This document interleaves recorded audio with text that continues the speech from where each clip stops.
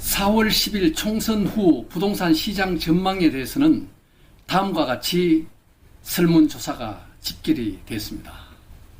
매매가 75% 이상이 하락할 것이다. 전세의 경우에는 65% 이상이 하락할 것이다. 월세의 경우에는 60%가 하락할 것이다.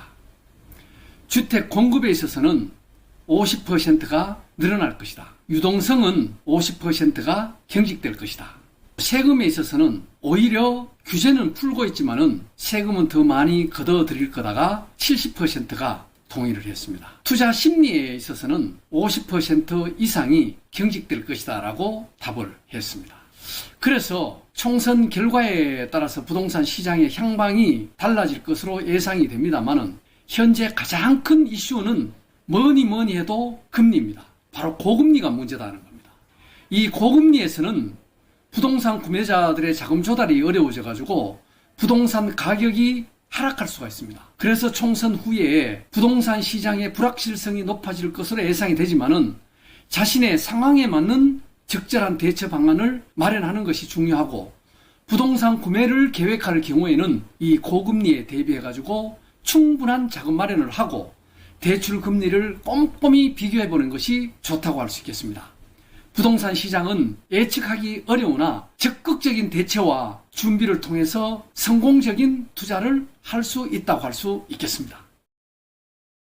오늘은 4월 10일 총선 이후에 부동산 시장 동향에 대해서 이야기해 보려고 합니다. 이번 총선 결과에 따라서 부동산 시장의 동향도 크게 달라질 것으로 예상됩니다.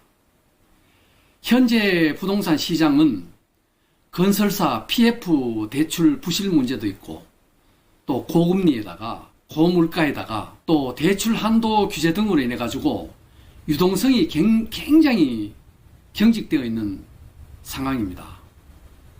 그런데 이제 이 가운데에서도 특히 고금리 문제는 상당히 심각하게 시장에서 보고 있습니다. 이런 상황에서 총선 결과가 부동산 시장에 과연 어떤 영향을 미칠지에 관심이 집중되고 있습니다. 강남에서는 이미 고가 아파트의 대출 규제를 해왔기 때문에 은행 융자는 없이 현금으로 모두 매수를 했습니다. 그래서 지금 당장 금리 때문에 크게 하락하는 이 변동성은 없을 거로 예상이 됩니다. 하지만 문제는 뭐냐? 일부 강남 입성을 하기 위해서 무리하게 이제 하이엔드 오피스텔이라든가 고가 주택을 분양받은 이 수분양자들이, 특히 말하는 우리가 연끌자들이죠. 원래부터 입주를 시작하게 되는데 잔금 치르기가 쉽지 않아서 진퇴양난에 빠진 듯합니다. 일부 수도권이나 지방에서는 상당히 불안한 상태에 놓여 있습니다. 그러면 총선 후에 부동산 시장이 어떻게 될 것인지에 대해서는 아직 확실한 예측은 어렵습니다. 하지만 총선 결과에 따라서 부동산 시장의 동향이 달라질 수 있다는 점은 분명합니다. 그래서 이번에 긴급히 부동산 시장의 동향을 예의주시하고 다음과 같은 현장 설문과 동향을 한번 살펴보았습니다. 매매 전세 시장입니다. 매매가 75%, 전세가 65%, 월세가 60%가 내릴 것이다, 이렇게 보고 있습니다. 이 매매 시장이나 전세 시장 또 월세 시장이 70%, 75%, 65%, 60% 거의 연동으로 돼 있죠. 특히 강남의 고가 아파트는 한창 아파트 값이 올라갈 때 융자 없이 매매해서 금리 영향하고는 그렇게 현재로서는 받지 않는다. 그렇지만 지방하고 수도권에는 지속적인 하향세가 전망이 되고, 특히 이제 강남의 아파트 융자 제한으로 지금 진출하지 않으면은 강남에는 영원히 진출할 수 없다 해가지고 은행 융자라든가 이런 걸 듬뿍 내고, 그 다음에 청약 통장이 필요 없는 하이엔드 오피스텔이죠. 고급 오피스텔 수분양자들이 지금 이제 입주를 시작합니다만은 올해 내년까지 아마 상당한 진퇴양난에 처할 것으로 그렇게 생각이 되는데 좀 지켜봐야 되겠습니다. 지방은 하락이 예상이 되고 나머지 지역도 다 마찬가지입니다만은 이거를 궁극적으로 봤을 때, 현 시장에서 봤을 때는 어떤 것도 백약이 무효다. 뭐냐면 금리가 문제다 하는 겁니다. 그래서 이 금리 관계가 해결이 돼야 이 부동산 시장이 안정이 되지 않을까 하는 생각을 하게 됩니다. 우리나라 부동산 시장은 전 세계에 없는 유일한 이 전세 제도라는 독특한 제도가 있습니다. 그래서 우리나라 이 매매 시장이 빙산의 일각이다 이렇게도 얘기합니다만은, 우리가 보면 바닷가에 떠 있는 빙산이 조그마한 산으로 이렇게 이루어졌습니다만은 가까이 가서 살펴보면은 그 밑에는 어마어마하게 큰 빙산에 참 뿌리가 바다 속에 보이지 않게 숨어 있는 거죠. 매매 시장도 마찬가지입니다. 이 매매 시장 밑에는 전세와 월세 시장이 받쳐주고 있습니다. 빙산의 일각이다 이렇게 하는데, 빙산이 그 바다 속에 있는 밑부분이 녹아버린다든지 균열이 간다든지 하면은 이 빙산은 그대로 머지않아서 바닷속에 가라앉아 버리겠죠. 매매 역시 마찬가지입니다. 이 전세 시장이라는 이 시장이 어마어마하게 크게 월세를 포함합니다만은 밑에서 이렇게 크게 빙산같이 이렇게 받치고 있기 때문에 이 매매 시장이 쉽게 달궈지거나 쉽게 식어지지를 않는다는 거죠. 그런데 이제 최근에는 매매 시장에 급격한 변동이 일어나는 이유가 이 전세와 월세 시장이 균열을 맞고 있는 거죠. 지금 전세 시장과 월세 시장이 맥을 못 추고 무너지는 바람에 이제 매매 시장도 무너지고 있다는 거죠. 그래서 이 매매와 전세와 월세는 불가분의 관계다. 그래서 매매는 빙산의 일각이다. 이렇게 얘기를 하고 있습니다. 공급량은 증가가 50%, 포합 25%, 감소 25%, 증가가 단연 많았습니다.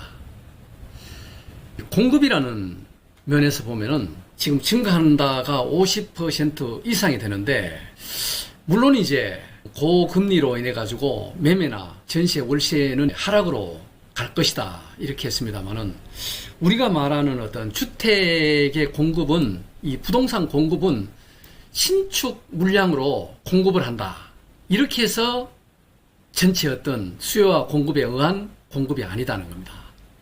특히 이제 우리 부동산 같은 경우는 이사라든가 그 전세 월세 값이 하락을 하기 때문에 여기에서 이동하는 거, 또 사게 있던 사람이 더 사게 가려고 그러고 비싸게 했던 사람이 사게 가려 이동을 하다 보니까 이사 수요가 생기고 또 이 변동수가 생기면서 집을 많이 내놓는 이러한 상황이 되다 보니까 이것이 수요로 인해 가지고 굉장히 지금 보면은 각 오피스텔도 그렇고 아파트도 그렇고 공실이 많이 생기는 이유가 바로 이런 거거든요.